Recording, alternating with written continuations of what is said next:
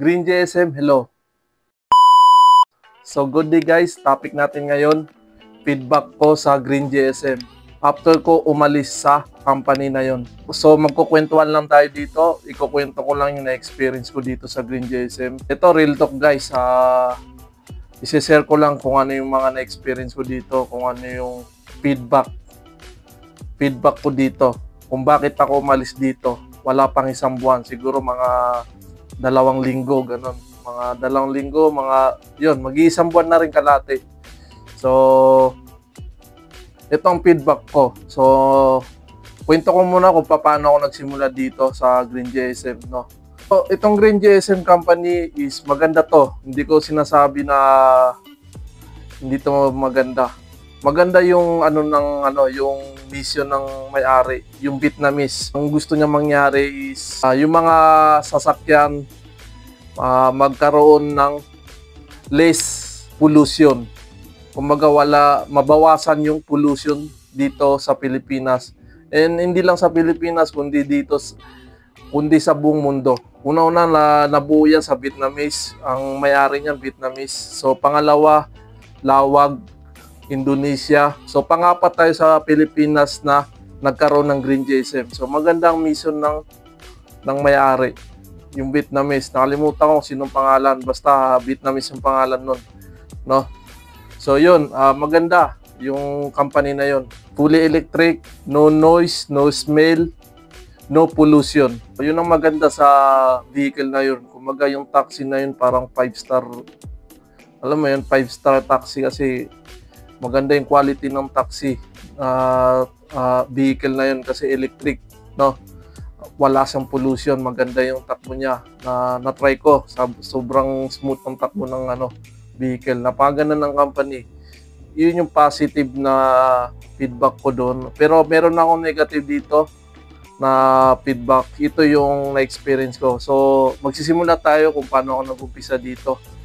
So, nag-umpisa ako dito, kukwento ko lang ito, real talk, no? Kung paano yung sistema nila doon sa office, kung paano mag-apply, no? Kukwento ko sa inyo yung na-experience ko dito. So, una-una nag-apply ako sa doon, yung HR nila doon, nag-apply ako doon.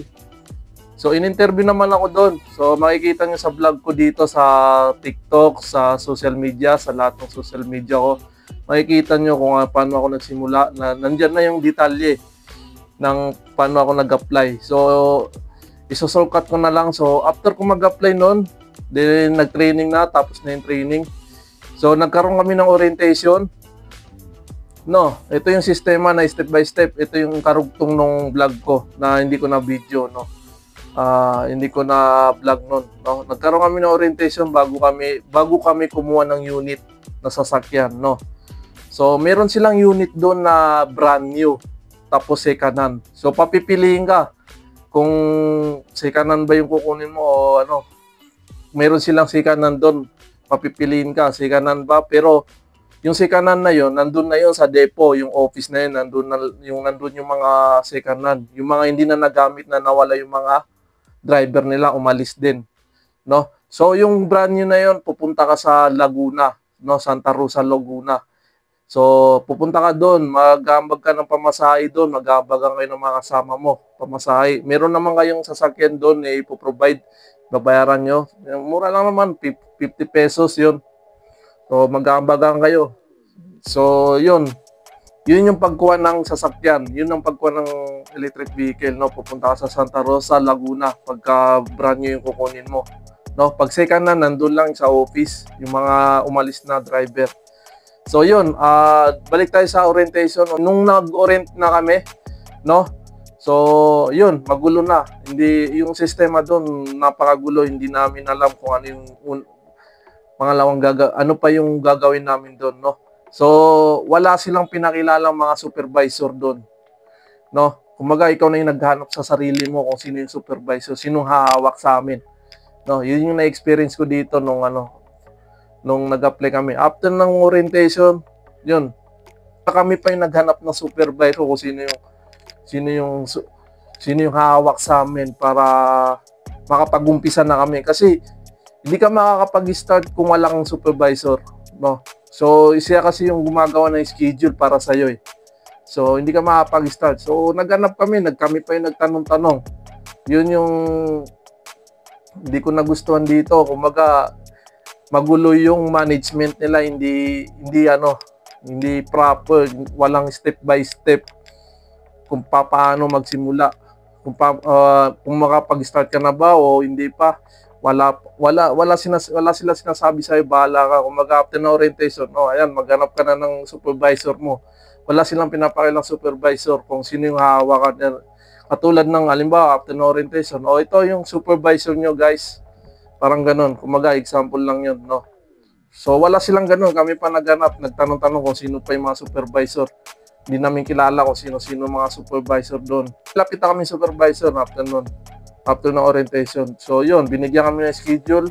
Yung unit nga pala, nung kumuha kami, tapos kumuha na kami ng mga unit na sasakyan. So pinili ko yung brand new. Sobrang hassle kasi bakit?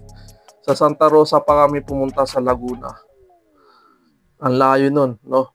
So from Caloocan, tapos pupunta kayo sa Santa Rosa, Laguna para kunin yung unit na yun. Tapos ang tagal ng inaantay nyo, alam mo yung buong araw ka nag-antay, maghapon hanggang gabi. So alas 9, siguro mga alas 9, buong araw ka nag-antay sa sasakyan na yun, yung brand new na yun. Kasi antay mo kasi marami kami. So kumuha kami, chinek lahat ng sasakyan na yun, chinek namin.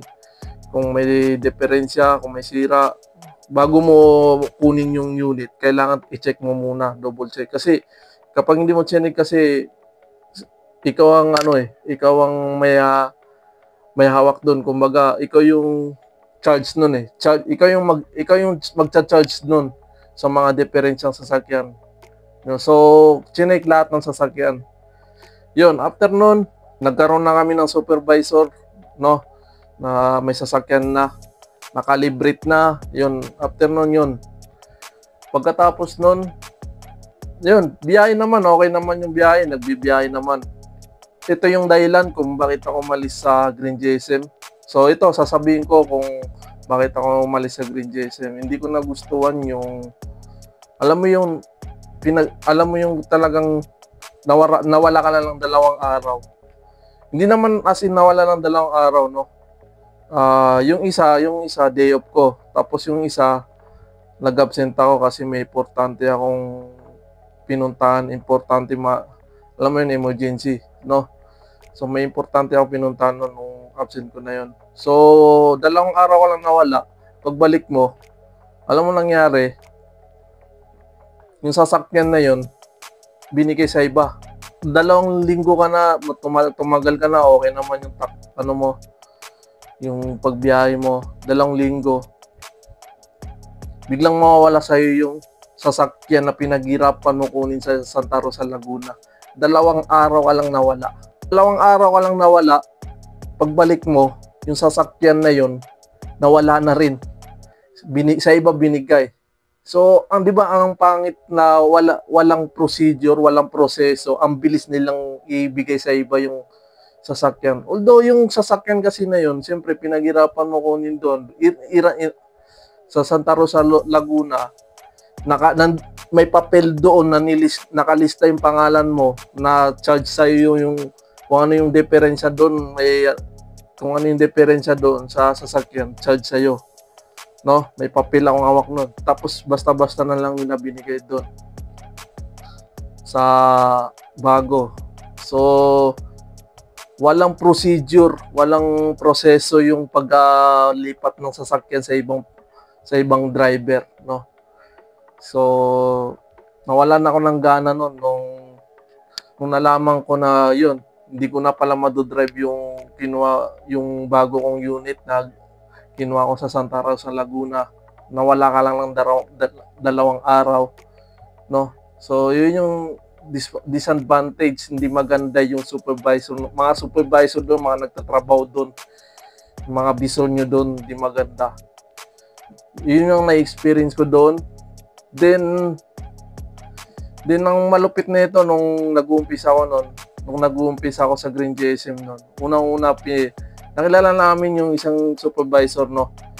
Tapos hanggang sa pinagpasapasan ako, hindi ko alam kung sino nag-supervisor ko, no. Ito, tapos pinakilala ko, Kim, ito na yung bago mong supervisor, no. Tapos pangatlo na naman. Pangatlo na ako pinalipat-lipat ng supervisor. Magulo sila. Tapos pagkatapos nun, ito na naman, yung pangatlong supervisor, yon siyang nagtanggal sa akin ng unit. Kumbaga nilipat yung unit sa ibang driver pinahawak. So doon ako nainis, na bad trip na ako. Na bad trip talaga ako sa ganung style niya, no. Hindi ko alam kung bakit yun talaga sistema nila. So sistema daw nila yun ang sistema nila. Dalawang araw, ilang araw lang. Dalawang araw lang ako hindi nakabiyahe nun. Yun talaga yung sistema nila. So pinalipat sa iba na walang proseso, na bakit ang bilis nilang ibigay doon, pinagamit, no. So yun, doon ako na umalis sa Green GSM, no. Magandang company, maganda yung hangarin ng may-ari, no. Yung mga empleyado sa loob ng Green GSM, napagulo, hindi maganda yung pakikitungo nila sa mga driver. So, isa pa sa mga problema yung charging, yung sistema sa pagcha-charging. Sobrang tagal ng pagcha-charge.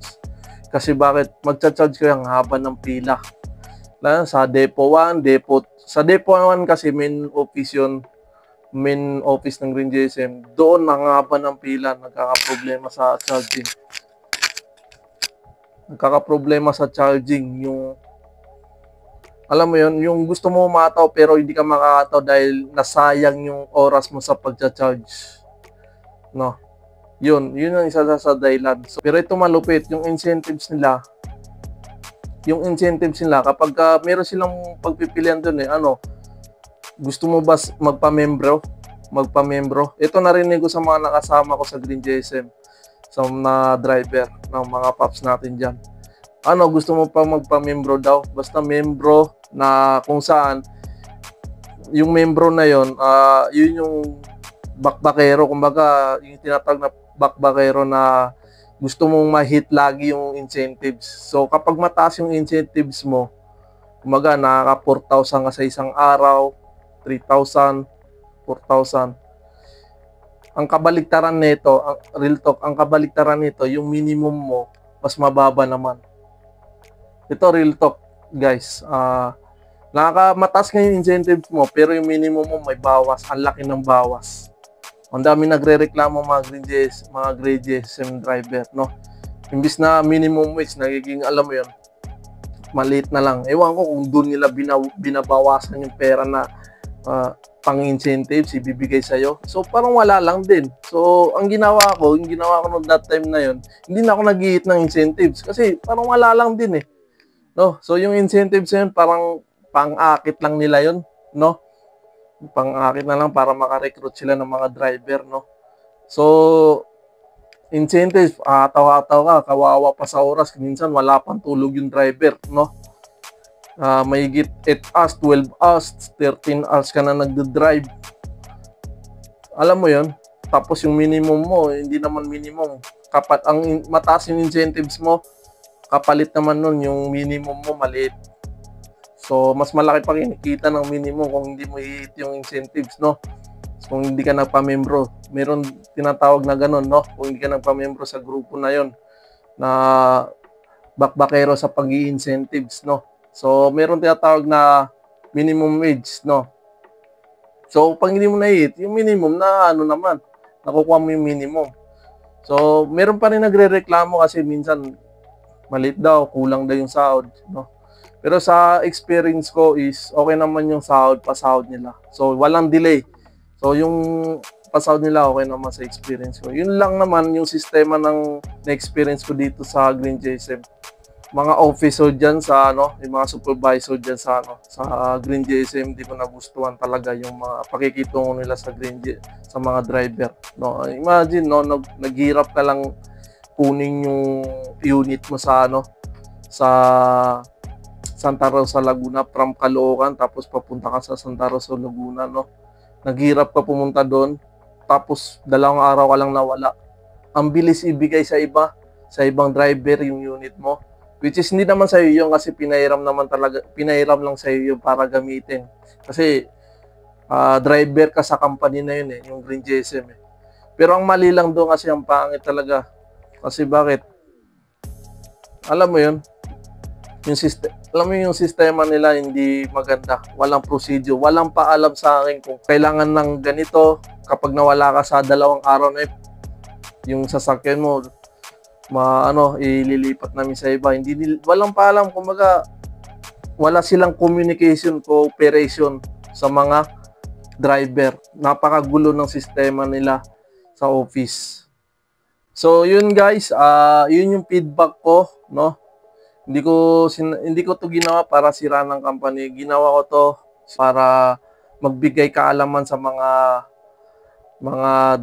pops natin diyan, mga driver natin na aspiring na gusto maging Green GSM, no? At least alam nyo, no? Sa mga gusto mag-apply, subukan nyo para malaman nyo, no? Kung basta ito, kininto ko sa inyo, no? Naging part din ako ng Green GSM. No, mag-iisang buwan na sana, tatagal na sana. So, yun nga. Ang gulo ng sistema nila doon. So, marami pang ibang problema sa Green GSM, no? Meron pa yung battery, no? Yung pagcha-charge, no? Na magkakaroon na doon ng payment, bayad yung pagcha-charge. So, another gastos yun. So, kung yung charging station is libre, may problema na kasi ang haba ng pila, no? Paano pa kaya pag may bayad na? So, bakit ka pa magbabayad, no? Hindi ka naman freelancer.